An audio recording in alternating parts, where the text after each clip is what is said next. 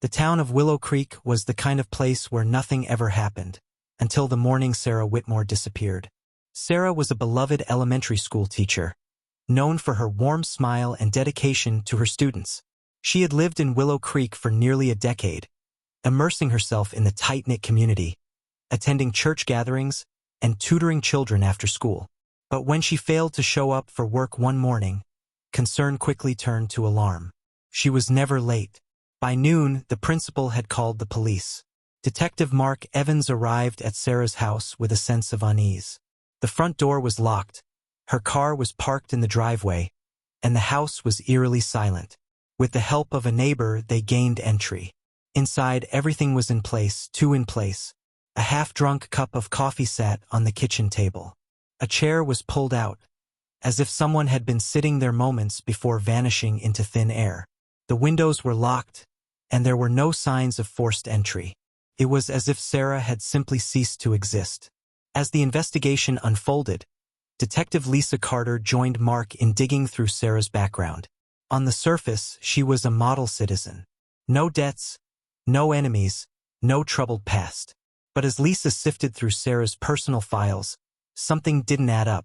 A hidden drawer in Sarah's bedroom revealed a stash of cash, a burner phone, and a handwritten letter addressed to someone named AJ.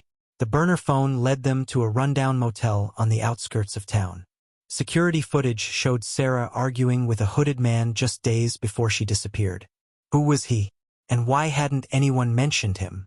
Mark and Lisa questioned Sarah's closest friends and colleagues, but no one recognized the man in the footage. The more they dug, the more inconsistencies they found. Sarah had taken out large sums of cash from her bank account in the weeks leading up to her disappearance. She had also been seen in a neighboring town under a different name. Was she running from someone, or had she been leading a double life? Then came the first break in the case. A young boy, no older than 10, walked into the police station clutching a small notebook. He told the officers he had found it near the woods behind the school. It was Sarah's journal. Inside, she had written about feeling watched, about receiving strange phone calls in the middle of the night, about a secret she had been keeping for years, one she feared would soon catch up to her. Mark flipped through the pages, each entry more alarming than the last. Sarah described a man she once knew, someone from a part of her life she had buried. The entries became more frantic, her handwriting shakier. He's close. I know it. I see him everywhere. The final page was smudged with what looked like tears. If anything happens to me, tell AJ the truth. The case was no longer about a missing teacher. It was about something much bigger, something the town of Willow Creek wasn't ready to face. And as Mark and Lisa got closer to the truth, they realized someone was watching them.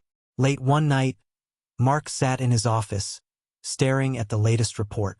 The security footage from the motel had been enhanced, and the hooded figure's face was partially visible.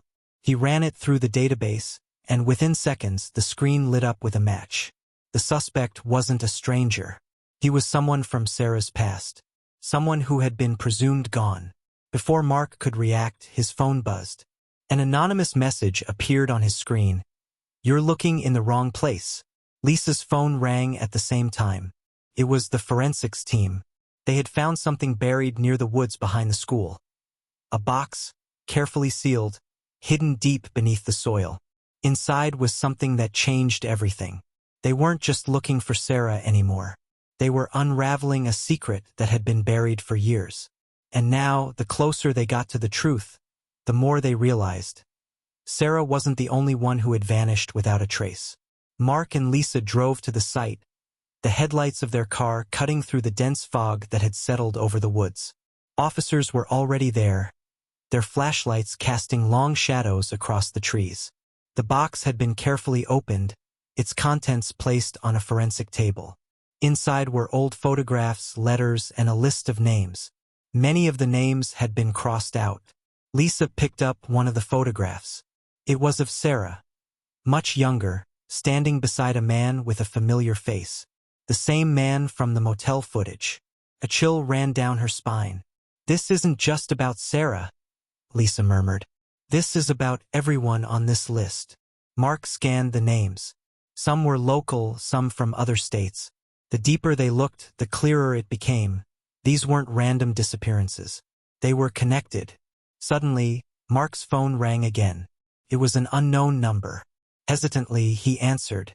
"You need to stop," a distorted voice warned. "This isn't your fight." The line went dead. Lisa's expression hardened. "We're in deeper than we thought." As they continued their search, more evidence surfaced. Hidden records, false identities, and connections to a powerful figure in town. Someone had been erasing people, making them disappear without a trace. Then came the biggest shock of all. One of the names on the list, AJ, was still alive.